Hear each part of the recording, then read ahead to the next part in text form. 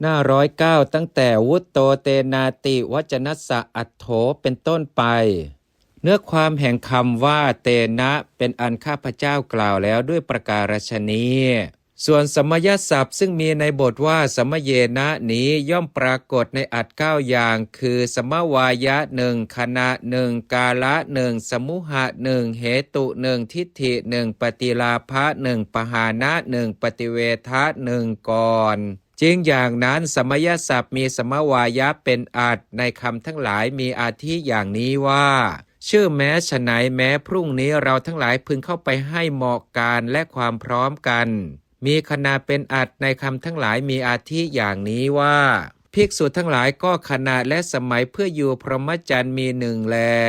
มีกาละเป็นอัดในคำทั้งหลายมีอาทิอย่างนี้ว่าคราวร้อนคราวกระวนกระวายมีสมุหะเป็นอัดในคำทั้งหลายมีอาทิอย่างนี้ว่าประชุมใหญ่ในป่ามหาวันมีเหตุเป็นอัดในคำทั้งหลายมีอาทิอย่างนี้ว่า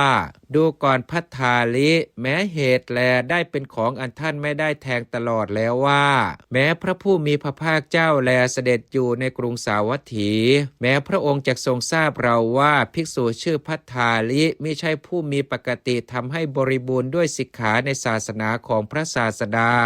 ดูก่อนพัทธาลิเหตุแม้นี้แลได้เป็นของอันท่านไม่ได้แทงตลอดแล้วมีทิฏฐิเป็นอัดในคำทั้งหลายมีอาทิอย่างนี้ว่าก็โดยสมัยนั้นแลปริภาชกชื่ออุคาหามานะบุตรของสมณมุนทิกาอาศัยอยู่ในอารามของนางมัลลิกา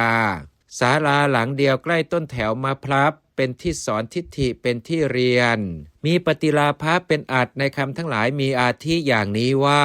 ประโยชน์ใดในทิฏฐธรรมนั่นแลด้วยประโยชน์ใดเป็นไปในสัมปรายภพด้วย